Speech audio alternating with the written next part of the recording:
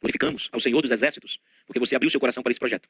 Estamos aqui estudando o livro dos profetas menores, esses homens de Deus que foram levantados por ele em um determinado momento da história. Estudar os profetas menores é estudar também algumas repetições, não é? Sempre digo que os profetas, alguns eram contemporâneos. Sendo contemporâneos, eles profetizaram basicamente para a mesma nação e eles também falaram basicamente dos mesmos pecados e das corrupções existentes. Então, quando você estuda os profetas menores, você não vai encontrar muitas descobertas. No caso, Jonas é totalmente diferenciado de todos os demais profetas, porque ele não fala para a nação de Judá e nem para Israel, nem para o reino do norte, nem para o sul. A mensagem dele é para os ninivitas, então é um profeta transcultural. Ele não prega para o seu povo, ele prega somente para os gentios. Mas quando você estuda Obadias, quando você estuda Malaquias, quando você estuda Amós, nós vamos ter algumas repetições, porque os três falam da inimizade entre os amonitas, né, os descendentes de Esaú, e Israel, os descendentes de Jacó. Então é necessário nós passarmos essa informação para vocês. Estudar os profetas menores também é estudar algumas repetições, devido que alguns eram contemporâneos, estavam no mesmo dia, na mesma época, entregando a mesma palavra e condenando e trazendo o julgamento de Deus, tá bom? Hoje nós vamos dar início a um dos profetas mais conhecidos, o profeta Joel. Esse profeta, ele convive conosco, não é? Nos nossos púlpitos, nas nossas pregações. Muitos já pregaram, muito já se falou sobre esse profeta. Eu entendo que é um dos profetas mais chamados para o púlpito das nossas igrejas, é o profeta Joel, o profeta do Pentecostes, do derramar do Espírito Santo. Aliás, o livro do profeta Joel, ele é muito diferente, muito diferenciado dos demais profetas, porque nesse livro nós não vamos encontrar um rei. Não é? A palavra do profeta é para os sacerdotes. Então nós vamos começar abrindo o livro do profeta. Vamos conhecer algumas particularidades sobre ele. Vamos ver o que a própria Bíblia diz a respeito deste homem extraordinariamente chamado por Deus, ok? Vamos lá, olha, apenas uma parte introdutória, faça algumas anotações. Na série dos 12 profetas, o livro do profeta Joel ocupa o segundo lugar. Ou seja, quando você começa a abrir os profetas menores, que começa em Oséias e Joel, então ele ocupa o segundo lugar, logo após do livro do profeta Oséias e é antes do livro do profeta Amós. Ele está entre Oséias, Joel e Amós. São muitas as informações curiosas a respeito do livro de Joel. Primeira informação, ok? Anote. No primeiro momento, podemos destacar que em Joel nunca se menciona um rei. Por outro lado, o texto faz referência aos sacerdotes. Aqui é uma curiosidade muito interessante sobre o livro de Joel. Você que já está estudando comigo Amós, Obadias, Malaquias, Miqueias, Sofonias, Jonas, você vai perceber que menciona-se sempre um rei. Não é? Naum sempre tem um rei. E veio a minha palavra do Senhor nos dias disso, nos reis e tal. Só que, quando você abre o livro de Oséias, não há menção de um rei.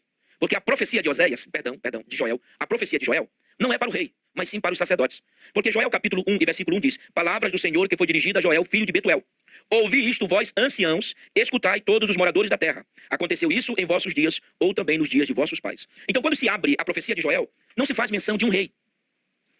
Não há uma menção de um rei. Sabemos, por datas, sabemos por pesquisas, que Joel profetizou para Judá, provavelmente em Jerusalém, para Judá.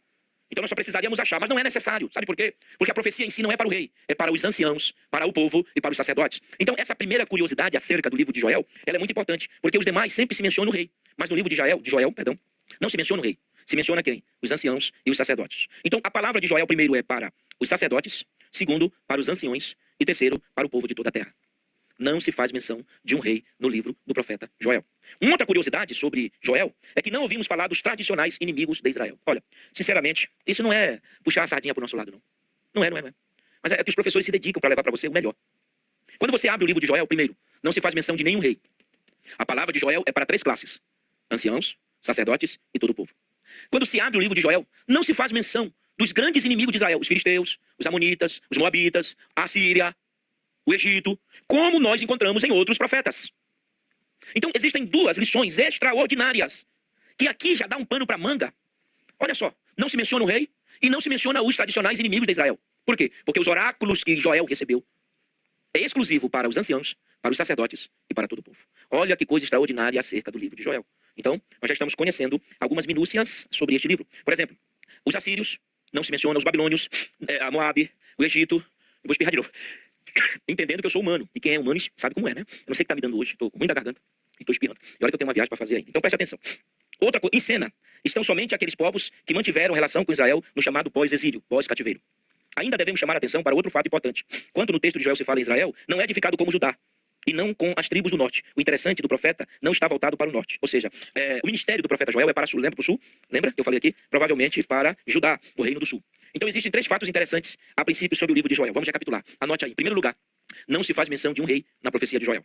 A palavra é para os velhos, para os sacerdotes e para todo o povo. Segundo lugar, não se menciona os inimigos tradicionais de Israel, a Síria, a Babilônia, o Egito e outros. Terceiro, o interesse da profecia de Joel e o ministério dele não é para o norte, mas para o reino do sul. Não está voltado para o reino do norte, e sim para o reino do sul. Mas exclusivamente para os habitantes de Judá e Jerusalém. Grave isso, eu queria muito mesmo, muito que você decorasse isso. que você anotasse isso, porque aprendendo isso, meus irmãos, a gente começa a entrar no livro. A gente já começa a entender. Por exemplo, eu que estou lecionando os 12 profetas, você imagina como é que fica a minha mente, não é? Eu acabei de falar sobre Sofonias. Aí eu já estou entrando em Joel. Mas quando eu te dou essas 3 observações, você já começa a entender o livro de Joel. Ele não fica mais estranho. O livro começa a ser revelado. Então eu quero que você recapitule comigo e anote aí, anote. Tem muitas coisas no slide ainda, mas anote essas observações. Primeiro, não se menciona o rei no livro. A mensagem é para os velhos, sacerdotes e todo o povo. Segundo, não se mencionam os grandes inimigos de Israel, como a Síria, a Babilônia e tantos outros caldeus. E terceiro, a palavra não é para o reino do norte. É exclusivamente para Judá e para Jerusalém. Tá bom? Já estamos conhecendo esse livro. Pode-se verificar com certa facilidade a abundância em Joel de passagens paralelas nos livros proféticos e outros livros do Antigo Testamento. Todavia, a facilidade acaba nessa constatação e outra dificuldade entra em uma outra dificuldade entra em cena. Não há acordo entre os estudiosos quanto a determinar em que sentido aconteceu esse relacionamento, ou seja, se é Joel que depende dos demais ou se os outros profetas que citam Joel. A tendência atualmente é para a dependência literária do profeta em relação aos que o antecederam. É visto que entre os profetas citados aparece também Malaquias e pode-se dizer que Joel tenha escrito o seu livro depois dele. Esses pormenores também é muito interessante, né? É que o livro de Joel é muito citado nos outros profetas, e também no Velho Testamento e no Novo. E agora surge um problema, se os outros dependiam dele, ou se ele dependia dos outros. Mas vamos lá. Mas outras observações sobre Joel, escute. O nome Joel significa Javé é Deus. Jeová é Deus. Na verdade, seu nome é uma proclamação de fé no Deus de Israel. O profeta traz consigo uma certeza que fará diferença na crise em que o povo está totalmente envolvido. Em meio à crise e ao desespero, o profeta se posiciona bem no centro crítico como representante da esperança de Deus para todos. Assim, por exemplo, em Joel 2,7, Joel repete o desafio do Salmo 42, 4:1. Onde está o teu Deus? Em Malaquias 2,17. E responde com as palavras que ele encontra especificamente na segunda parte de Isaías. Por que eu fiz questão de ler essa parte? É que Joel, ele aparece no período muito terrível da história. Só para que você tenha uma ideia, escute bem. Os escritos de Joel foram escritos, não é, após a grande devastação da terra pela praga de gafanhoto. Uma outra observação que você precisa colocar aqui e anotá-la. O livro surge depois que houve uma grande crise, uma grande devastação de gafanhotos que assolava a terra. E não é só por gafanhoto, é por uma terrível seca. Então o livro, ele surge, o profeta surge, logo depois de uma terrível seca e logo depois de uma devastação de gafanhotos. Então é em meio a essa crise que surge o profeta chamado Joel. É em meio a esse contexto que Deus levanta. É por isso que diz assim, que ele aparece como representante da esperança de Deus para todo o povo. É por isso que não se menciona um rei. É por isso que no livro não se menciona os grandes inimigos de Israel. Porque o livro aparece, a profecia aparece. As palavras que ele recebeu da parte de Deus surgem depois de 2 crises. A crise da devastação e a crise de uma seca terrível. Está aqui, Depois nós vamos entrar mais nessa questão. Mas olha só, Joel 1,4 diz: o que ficou do gafanhoto cortador, comeu o gafanhoto migrador. O que ficou do gafanhoto migrador, comeu o gafanhoto devorador. E o que ficou do gafanhoto devorador, comeu o gafanhoto destruidor. Então, uma seca terrível, uma devastação. Então, o livro surge mediante a tudo isso. Olha o contexto. Então, ele surge como um porta-voz de Deus para dar esperança ao povo. Para trazer ao povo uma esperança. Será que você consegue entender o que eu estou falando aqui? Então vejam bem, não se menciona o rei no livro. Não se menciona as nações tradicionais, os inimigos tradicionais. É exclusivamente para ajudar o reino do sul. E o livro vai surgir depois de uma grande seca, de uma grande devastação de gafanhotos. Aí surge um profeta da esperança. Aí é interessante que, olha o que diz. Todo profeta tem um tempo. Nasce, vive e morre. E possui um passado, participa do dia a dia e, consequentemente, vislumbra o futuro do seu povo. Joel é um profeta ligado aos grandes temas de sua época. Alguém envolvido com as crises que ameaçam a sua gente. A mensagem do profeta é sempre endereçada aos seus contemporâneos. Fala aos homens e mulheres da sua própria geração. Sua preocupação final tem relação com a precariedade de vida imposta à sociedade. E por isso, não desvia seus olhos daquilo que observa. Na verdade, seu olhar é meticuloso, como observador da própria realidade. Não põe panos quentes, nem faz de conta que o tempo que vive faz parte do desenrolar normal da vida humana. Para Joel, a precariedade da vida não é coisa do destino. A hora em que ele vive tem projeção social. Escute, não devemos classificar o profeta Joel como filósofo. Seu interesse não é construir uma teoria especulativa a partir de sua observação dos acontecimentos. Ao contrário, o conteúdo de sua fala tem relação com os eventos que experimentava. A interpretação da história que ele apresenta não era inventada por um processo de pensamento, e sim que possibilitava expor o sentido que ele experimentava no evento divino. Tinha a mente aberta para Deus e tinha também para os fatos externos. Olha só, mas qual é o tempo do profeta? É preciso observar que o tempo faz parte de uma construção social. E exatamente por isso, sujeita-se a controle político, social, religioso ou ainda econômico. Portanto, pode existir um grupo social que manipule o tempo a seu favor. Todavia, o profeta está atento, está acima dessas situações manipulativas, acima delas, mas junto do povo. Toda a interpretação do texto profético que não tenha sentido algum para os contemporâneos do profeta é certamente uma interpretação falsa. Sendo assim, sua posição é repleta de sentido. Joel não é um falso profeta. Afinal, ele interpreta as palavras de Deus a partir da vida do povo, leva seus contemporâneos a sério, assume a crise instalada em seu tempo. Que crise? Devastação dos gafanhotos e a crise da seca, e propõe a solução. Joel está inserido bem no centro de um tempo de precariedade. A partir da precariedade das relações sociais, que ele proporá soluções. Nada mais justo. Joel é um profeta de seu tempo. Olha, é uma aula fascinante estudarmos Joel. O livro de Joel é muito interessante. Porque nós temos um profeta que é do seu tempo, que está atualizado com os acontecimentos do seu povo. Você entendeu isso? Eu quero que depois você leia, ouça o que eu estou lendo aqui com calma, leia ouça com calma, porque ele não é um profeta que não conhece as dificuldades dos seus contemporâneos. Ele é um profeta que está atento aos mínimos detalhes que o seu povo está vivendo, que os seus contemporâneos. Então, ele não é um profeta que está alheio. Ele não sabe o que está, pelo contrário, ele sabe o que está acontecendo. E ele se coloca como um profeta da esperança. Você vai entender que no capítulo 3 do profeta Joel, ele vai falar sobre a vide, ele vai falar sobre a abundância, ele vai falar sobre que o povo está envergonhado porque não tem o que comer, não tem o que beber. Então ele é o povo está sendo envergonhado. Nós vamos estudar isso na segunda aula. Então o profeta Joel é do seu tempo. Ele está a par dos acontecimentos. Ele não é um profeta alienado. Ele é um profeta que conhece a crise, a precariedade do povo, a humilhação que o seu povo e seus contemporâneos. Então ele é da sua época, ele é para aquele momento. Nós só estamos na introdução desse profeta. Tem um slide aqui ainda. Mas ele se coloca como mensageiro da esperança. Deus o levanta para isso. Qual é o tempo do profeta? Por exemplo, nosso profeta chamado Joel, ele é encontrado no começo do século IV a.C. Isso implica dizer que Joel é do período compreendido pós-exílio. Há um fato que norteará os acontecimentos na vida do povo de Deus. Aí vem toda aquela história de Ciro, persa, que entra triunfantemente na Babilônia, vocês entendem isso, e lá encontra tantos povos, uma comunidade que descendia dos cativos, trazidos de Jerusalém por Nabucodonosor. Logo em seu primeiro ano de governo na Babilônia, Ciro resolve atender a um pedido da comunidade de exilados e promulga um edito devolvendo ao povo os utensílios do templo que o Nabucodonosor tinha roubado. Esse edito pode ser encontrado em Esdras 1, 2, 4, quero que você leia, e diz assim, Ciro, rei da Pérsia, decreta que o Deus dos céus entregou-me todos os reinos do mundo e ele me encarregou de reconstruir um templo em Jerusalém, na terra de Judá. Quem de vocês provém do povo? Seu Deus esteja com ele, voltem. Aí ele libera o povo. Ele libera o povo para voltar, os repatriados. Aí vem Ageu, vem Malaquias, ok? Então o tempo de Joel é o tempo de pós-exílio, é o tempo de domínio imperialista, é tempo de precariedade e tempo de crise. Não há ninguém que não passe por crises, né? Durante a sua vida, individualmente ou coletivamente. Todos passam por elas e existem crises de todos os tipos. O grande problema, porém, está em nosso posicionamento diante delas. Há pessoas que pensam que, por serem cristãs, estão automaticamente livres das crises. Assim, quando as crises aparecem, elas ficam perdidas. Não conseguem entender o sentido daquilo que lhes está acontecendo. Não é somente a indivíduos que isso acontece, também ao povo.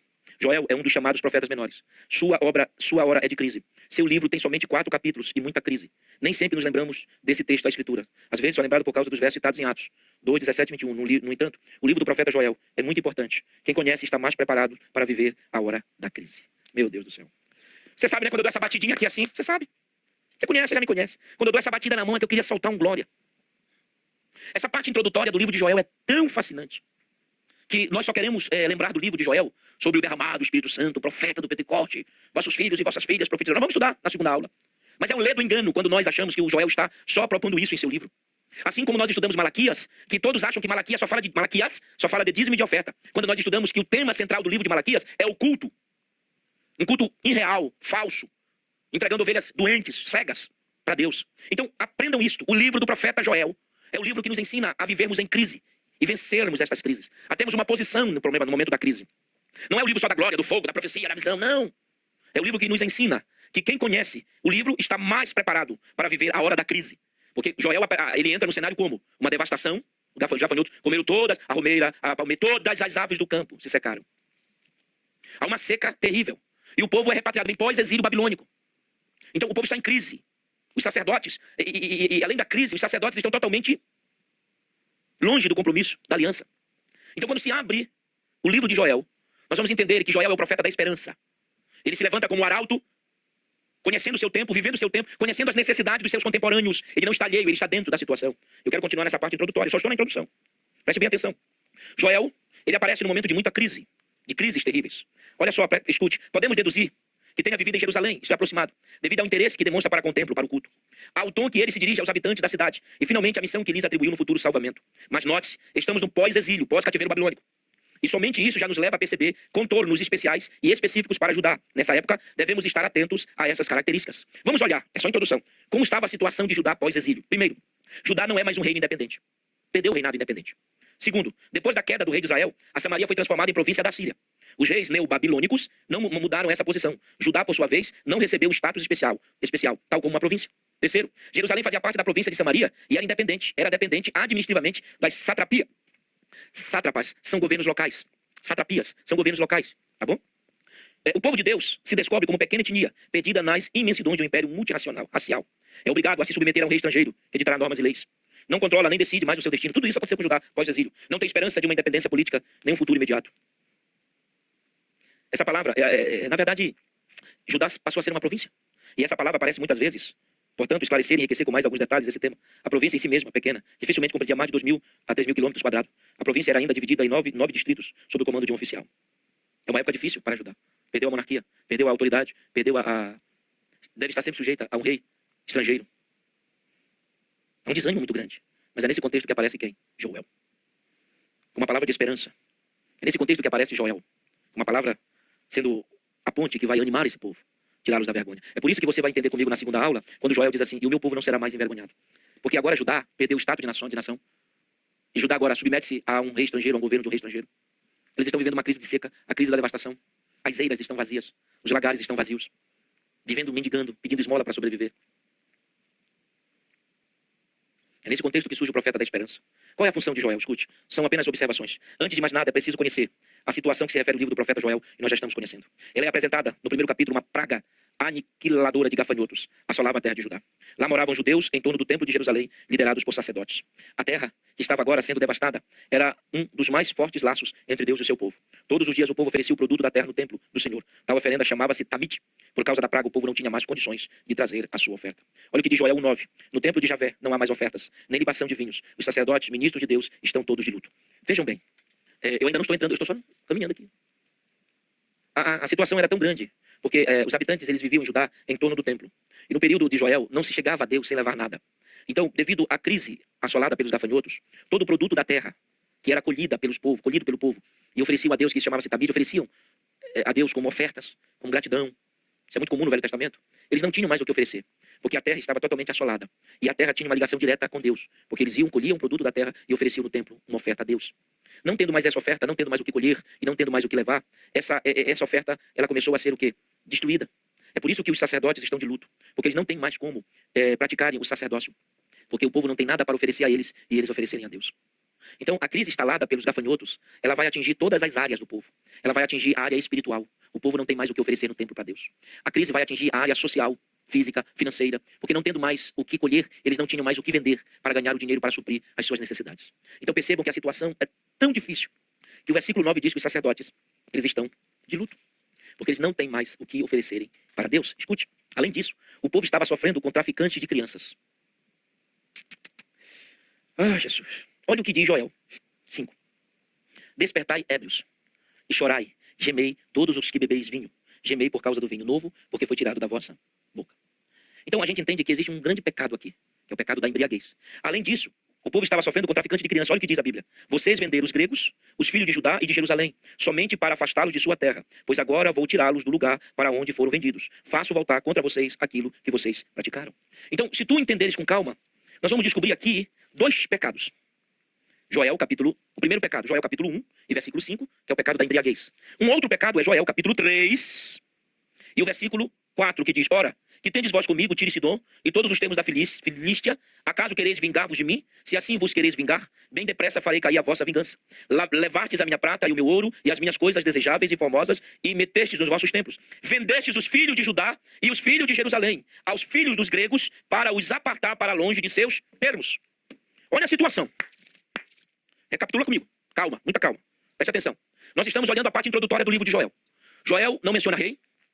A palavra é para três grupos, velhos, sacerdotes e todo o povo. Joel não menciona os tradicionais inimigos de Israel, como os assírios, os caldeus. O texto é para Judá, Jerusalém. O profeta surge numa crise terrível.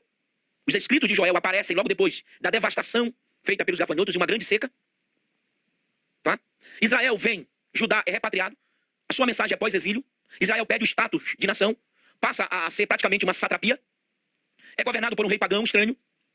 E acima de tudo, vem cometendo pecados. Joel 1:5, embriaguez. E Joel 3:16, vendiam seus próprios filhos. Está aqui o texto. Vendem os filhos de Judá e os filhos de Jerusalém aos filhos dos gregos para os apartar desta terra. Vejam a situação. Eles apanhavam os judeuzinhos para vendê-los aos gregos como escravos. O livro está se revelando. Nós estamos entendendo o livro. O livro está chegando próximo. A gente está conhecendo já o livro. Além da embriaguez, tem um pecado que eles vendiam os pequenos judeus para os gregos como escravos. Nesta situação crítica, o povo de Deus tinha muita memória. Os anciãos lembravam-se das antigas profecias. O fato é que vários profetas tinham falado a respeito do dia do Senhor. E era possível perceber que naquela crise se cumpririam as suas palavras. Escute, como reagir aos gafanhotos? O profeta Joel orientou o povo, ajudando-nos a responder essa questão. Sim, o profeta tem ampla função social. Muitas vezes temos noção errada da presença do profeta na sociedade. Talvez pensemos que ele seja um ser privilegiado, que vive ausente dos conflitos, ou ainda que na sua análise de realidade seja feito a partir de fora. Nada. O profeta é alguém ligado ao cotidiano Para o profeta, o dia a dia é o lugar privilegiado para a palavra de Deus. Meus queridos, nós já estamos terminando essa primeira aula, só essa parte introdutória do livro. É interessante nós observarmos que o profeta Joel é do seu tempo, não é? Ele é do seu contexto. Ele não é um ser alienado às questões que envolvem os seus contemporâneos. Opa! Ele está ligado aos acontecimentos. Ele sabe dos acontecimentos. Ele conhece os acontecimentos. Ele cita os acontecimentos. Ele cita a embriaguez dos sacerdotes. Ele cita a venda das crianças para os gregos. Então ele é um ser contemporâneo, atento, uma função extraordinária do profeta. Só que nós entendemos que os profetas, eles são seres alienados. Um ser alienado não conhece nada. Não, esse Joel aqui, ele sabe o que está acontecendo com o seu povo. Além de saber, ele denuncia os pecados do seu povo. Mas, acima de tudo, ele vai se colocar como representante da esperança do seu povo. Então, vejam que nós estamos estudando um profeta diferente. Quem estudou comigo Malaquias, Obadias, Naum, Osé, todos os demais, nós já estamos percebendo que este é um profeta diferenciado. Com uma chamada extraordinária, um compromisso extraordinário, que denuncia pecado. Existem 2 pecados denunciados no livro de Joel. É o pecado da embriaguez, Joel 1,5, e o tráfico de crianças vendidas para os judeus, para os gregos, Joel 3,16. Mas Joel denuncia. Ele não passa a mão. Ele sai conclamando, proclamando, oralizando esse pecado. Ele sabe da crise. Ele sabe que ele está em Judá, e Judá não tem mais status de nação independente. A monarquia, escute, depois do cativeiro babilônico pós-exílio, acabou-se o sistema monárquico, acabou a monarquia. Não existe mais. Acabou o critério estabelecido por Deus a Samuel sobre a monarquia. Acabou agora. Judá é cativa, é uma satrapia, é uma província agora de povos estrangeiros liderados por reis pagãos. Deus abençoe você. Na segunda aula nós vamos entrar mais no livro, mas só o que nós passamos aqui, eu tenho certeza absoluta que te ajudou muito, muito, muito, muito. Na próxima aula eu vou parar um pouco, tomar um café, beber uma água, porque ninguém é de ferro, né? Não é fácil. Sair de um Joel e entrar no Obadias, sair do Obadias e entrar no Malaquias. Não é brincadeira, hein? Mas fazemos isso com amor e carinho. Deus te abençoe. E eu vou bater muito na segunda aula sobre a função do profeta. O profeta não é para estar escondido, alienado, guardado. Não, o profeta é para aparecer, para trazer soluções, trazer a palavra, trazer a esperança. Esta é a função de um profeta de Deus, tá bom? Ore comigo, Pai querido, Pai santo. Nós louvamos o teu eterno nome, Senhor, por esta aula, pela vida desse profeta, pelo livro do profeta Joel, pelos ensinamentos que esse livro nos traz. Continua conosco, nos abençoando, abençoando os nossos alunos, e que possamos continuar firmes olhando para Ti e exercermos a função que o Senhor tem nos dado. Fica conosco, em nome de Jesus. Amém. Então, já já nós vamos voltar com a segunda aula do profeta da esperança, chamado Joel. Até a próxima.